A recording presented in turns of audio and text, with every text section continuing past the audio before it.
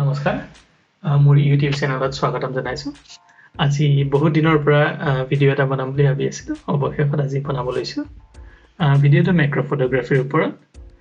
এতিয়া আপোনালোকে মোৰ টেবুলত দেখা পাব মোৰ সম্পত্তিসমূহ macrophotography কাৰণে গুটোৱা আজি 4-5 বছৰে গুটাইছে এইখিনি বস্তু সমাহাতত আছে adapters extension tube reverse coupling ring আৰু diopters এইখিনি বেসিক্যালি যিকোনো লেন্সক ম্যাক্ৰো লেন্স হিচাপে ব্যৱহাৰ কৰিব কাৰণে সুবিধা জনক ইউজ কৰিব পাৰি তাৰ পাছত অকন এডভান্সড ডেডিকেটেড ম্যাক্রো লেন্স মোটাত আছে sigma 105 f2.8 sigma 150 mm f2.8 আৰু Venus optics or lawa 100 mm f2.8 এই দুটা almost same focal length কিন্তু এটো 1:1 আৰু এটো 1:2s magnification ले जाए basically 2x magnification दिया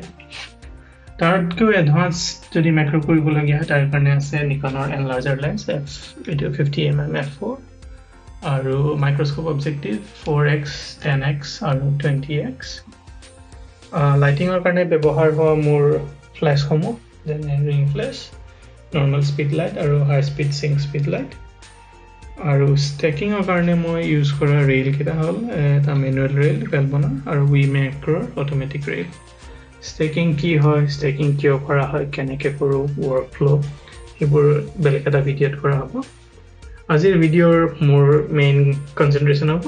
কম খৰচত ম্যাক্ৰো কেনেকৈ কৰিব পাৰি আৰু যিকোনো লেন্সক ম্যাক্ৰো লেন্স হিচাপে কেনেকৈ ব্যৱহাৰ কৰিব পাৰি এতিয়া মই আদতকে প্ৰথমে কিনা বস্তুটো আছিল এটো cheap Chinese extension ring এইটো মই 50 mm লেন্সৰ লগত ব্যৱহাৰ কৰিছিলো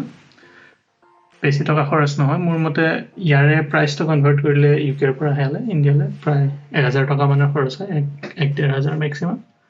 বেসিক্যালি কেটামান টিউব হয় যিকেটা স্ক্ৰুৰে কানেক্টেড হয় ব্যাকত লেন্স মাউন্টত আছে আৰু ফ্ৰন্টত ফিমেল লেন্স মাউন্ট হয় তো কাম কৰে কি itu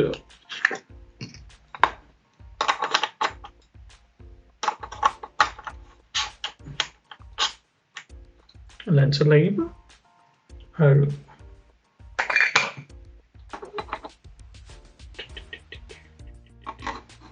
lens to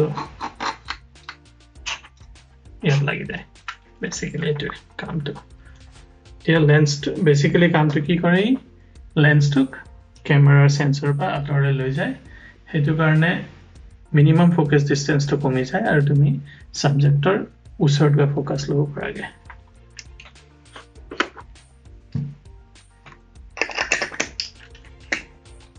এতিয়া এই এক্সটেনশন টিউব টু ড্ৰব্যাক হল এটিত কোনো ইলেক্ট্ৰনিক কানেকশন নাই তে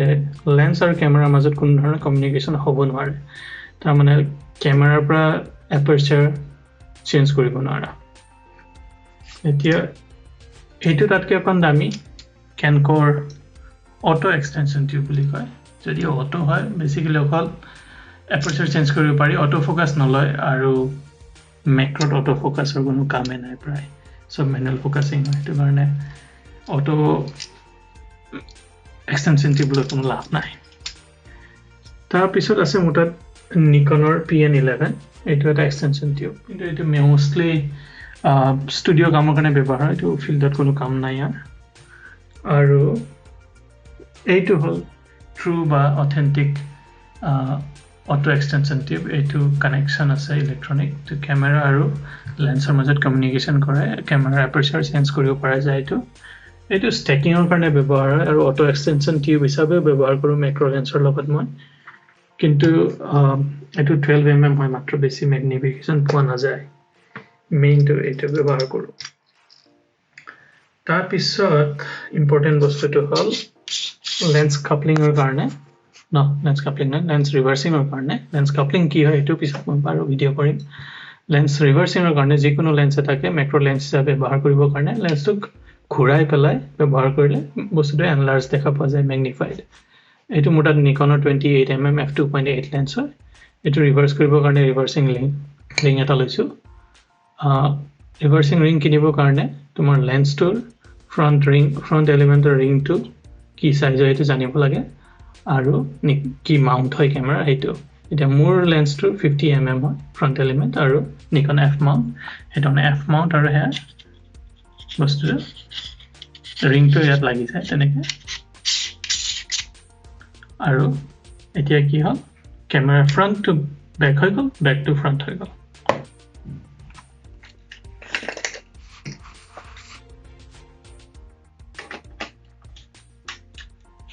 এনেকে ব্যৱহাৰ কৰিব পাৰি এতিয়া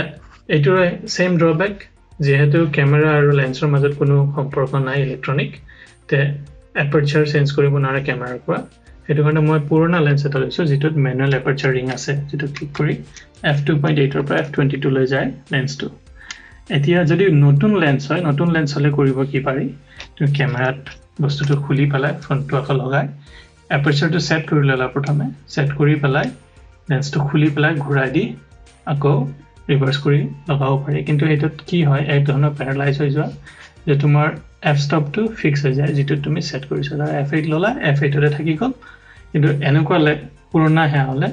লেন্সটো তুমি ম্যানুৱেলি চেঞ্জ কৰিব পাৰা এটো সুবিধা হয় এইটো কাৰণে মই এটো কিনিছিলো এটো ৰিভাৰ্সিংৰ কাৰণে আৰু লেন্স কাপলিংৰ কাৰণে লেন্স কাপলিংত কি হয় তুমি যিকোনো লেন্সৰ সন্মুখত এটা বেলেগ এটা লেন্স ৰিভাৰ্স কৰা এটো পিছত দেখাম কেনেকৈ কৰে এটো এটা এক্সপেন্সিভ হয়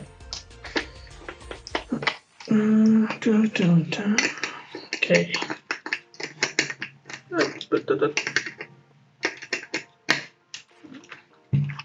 the last but not the least it will Renox DCR 250 diopter plus 8 diopter 8 করে কি তো যেকোনো লেন্সৰ ফ্ৰন্টত লগালে 67 mm বা তাৰ ডলাৰ ফিল্টাৰ সাইজ থকা যেকোনো লেন্সত লগালে তো ম্যাক্ৰো লেন্স হিচাপে কাম কৰে বস্তুটো দুটা পাৰ্টত থাকে এটা হল তোমাৰ লেন্সটো আনটো হল এডাপ্টাৰটো লেন্সটো বেসিক্যালি 43 mm স্ক্ৰু হয় যেটো লাগি যায় আৰু এই ফ্ৰন্ট এলিমেন্টটো না টাইপ হয় এটো তোমাৰ যিকোনো ম্যাক্ৰো লেন্সত যিকোনো লেন্স নট ম্যাক্ৰো লেন্স যিকোনো লেন্সৰ ফ্ৰন্ট এলিমেন্টত এনেকৈ লাগি যায় ঠিক আছে তো ওলাই নাহে আৰু এই ফ্ৰন্ট এলিমেন্টটো 49 mm হয় ৰিং যদি কিবা কাৰণে ফ্ল্যাশ ৰিং ফ্ল্যাশ লগাব লগিয়া এতিয়া যদি কাৰোবাৰ তাত কিট লেন্স আছে 55 to 200 বা 70 to 300 mm লেন্স এইটোটা যদি আছে তাৰ কাৰণে বেস্ট হয় এটোকে 70 mm ৰ ওপৰত যদি ব্যৱহাৰ কৰা হয় ভাল ৰিজাল্ট পোৱা যায় এতিয়া মই যদি বিগিনিংত যদি এটো কিনিলো হয় এজ এ বিগিনাৰ তেনেহলে মই এক্সটেনশন টিউব হয়তো নিকিনিলো হয় এক্সটেনশন টিউব এতিয়া মোক বেলেগ কামত দৰকাৰ পৰে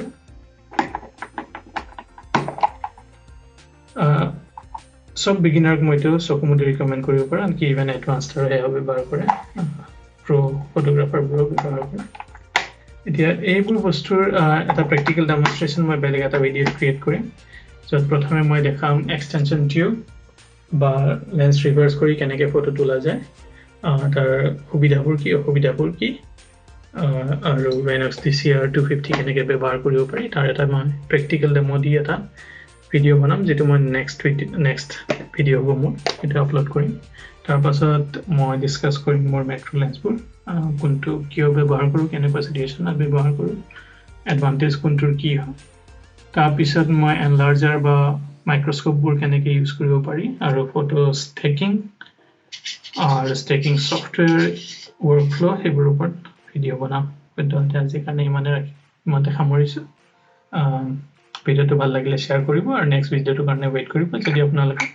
প্ৰ্যাকটিক্যাল ডেমনস্ট্ৰেচন চাব বিচাৰে এইটা লেন্স কেনেকৈ ব্যৱহাৰ কৰে